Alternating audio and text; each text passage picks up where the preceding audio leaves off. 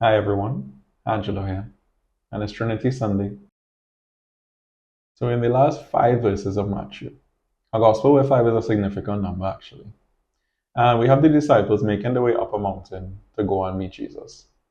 Now, of course, as many of us already know, as humans we love a mountain. I mean, in so many religious traditions, whether Christian or not, mountains usually symbolize a meeting of the human with the divine. And here is no different. And then we have Jesus telling the disciples, telling us that all power in the universe is his, and to go out and baptize nations. So, we have Christ saying that all power in the heavens and the earth has been given to him. Everything is his. And what I get from this is that we get to know all the beauty of the universe by getting to know Christ. And we get to know Christ by doing what Christ told us to do, which is to love. And then we also get to know Christ too through meditation with the Holy Spirit as well. And we get to know the Holy Spirit a lot of times simply by being still. We get to know the Son and the Spirit in an infinite number of ways and an infinite number of variations of the ways I just mentioned. And we also get to know the Father, yeah, in an infinite number of ways, and also through getting to know the Son and the Spirit too. And of course, here, one of the main themes is about going out to baptize. And I don't think baptism is about making people change their religion. I mean, I don't know when it turned into a numbers game or when it turned into an excuse to cover up some of the worst injustices in history. For example, chattel slavery that happened here in the Caribbean and well throughout the whole Americas. But I think baptism is about carrying the good news to all of creation. And not just to say the words in the Gospels, but to live those words. It's about extending, like I would have mentioned in a previous video, in a previous reflection when I reflected on the baptism of Jesus, is about extending that divine hug, embracing all of creation with that divine hug. You know, and the thing is, when people stay united, especially in this divine hug, the presence of God stays felt. You know, so it makes me wonder too, because it is Trinity Sunday, and well, in Trinidad we were named after the Trinity. It makes me wonder what all of this is in relation to how we are as a people. And I think for me, what I get is that if we were to become like a nation of love, if we were ready to become a true nation of love, then we'll truly evangelize. And I mean, I think being a nation of love would put an end to most of the problems here in Trinidad and Tobago, and especially the violence. I think it'll put an end to all the violence in Trinidad. And I think in too, like what Martin Luther King Jr. would have said, where he said only love could drive out hate. Hate can't drive out hate. You know, the true revolution that we need is one of love. And then any revolution that would needs to take place after that, I'm very sure that it will happen. But we have this broad word, love. I mean, the Greeks had how much ever words for love? At least eight, I think. And in English we have this one word, love. But what does it really mean to love? Because Christ taught us how to love one another. One example is the cross. Another example is the Last Supper. Other examples are his miracles. And I mean, I could imagine you know what I'm getting at. His entire life was an example of love. His life was a life of love. And the same way that Christ was fully divine and fully human and still able to live a life of love, we too, all of us are capable of living lives of love.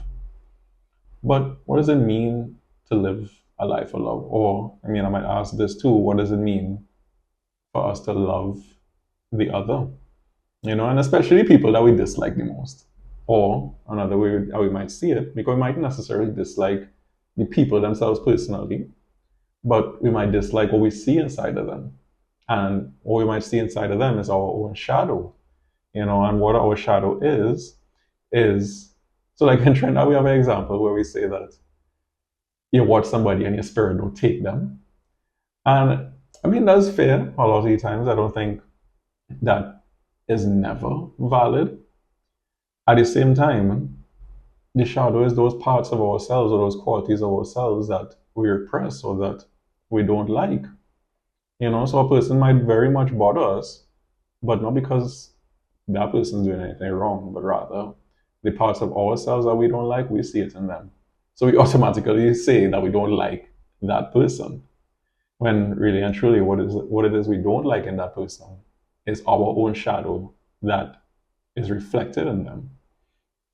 And I think that's why self-love is so important. And yet I think self-love goes even deeper than self-love practices and self-care. I feel like self-love is where we dig, and then when we dig deep enough into our souls, and eventually we unearth the love of God. And then that love of God flows or throughout us, throughout our souls. I believe that healthy self-love eventually leads to union with the divine, with that divine love. And I mean, I think in here of Teresa of Avila and her instance of the transformation, where I think that's super symbolic of that self-love and self-love evolving into the divine love and union with that divine love.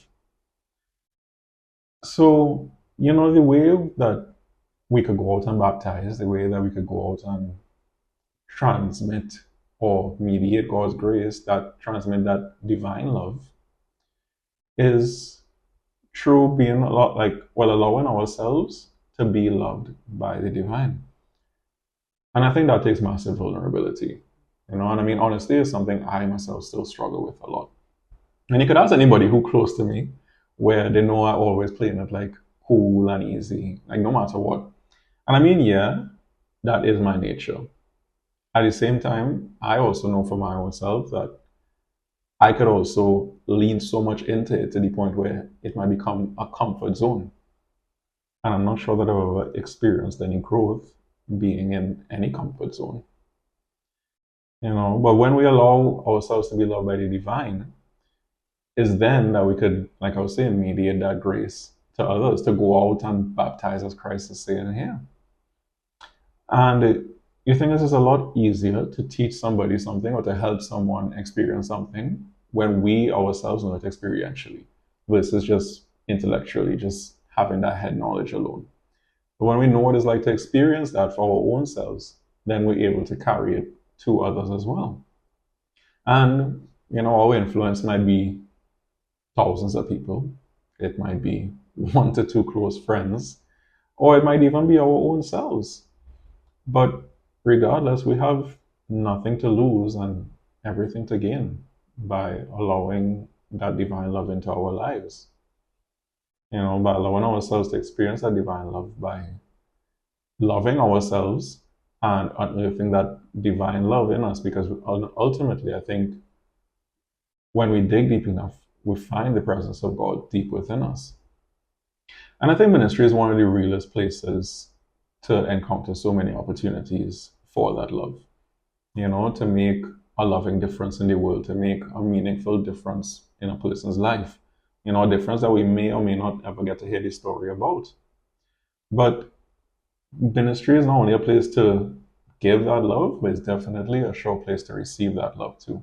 And I would highly recommend it for anybody. Like I would often say to all of my RCIA candidates, that when we live for others and when we give our gifts and talents to the community, that's when we could truly grow as a people, as a church, as a nation, and really become a nation of love, to become a church of love. So I believe what Jesus is saying here in these short 5 verses is to go and spread that divine love, to go and spread the love of the Trinity. And, that means going and spread the good news that we are loved by God. And however we might do it, it'll be different for everybody, but however we do it is, well, what we ought to do. Because for me, it'll be different to anybody else. But because Christ is always with us too, as he would have said here, we don't need to worry about anything. We don't have to search all over the universe for him. We just need to take a good look at ourselves. And then through being still, we'll realize that God is also looking at us too. And the thing is, when we realize and let God embrace us through God's arms of compassion, eventually we will recognize and realize that Christ is in us as well, that Christ is in our own selves. And I believe that that recognition, that realization, makes all the difference. Anyway, that's it for me this week. I appreciate you watching as always. Thank you.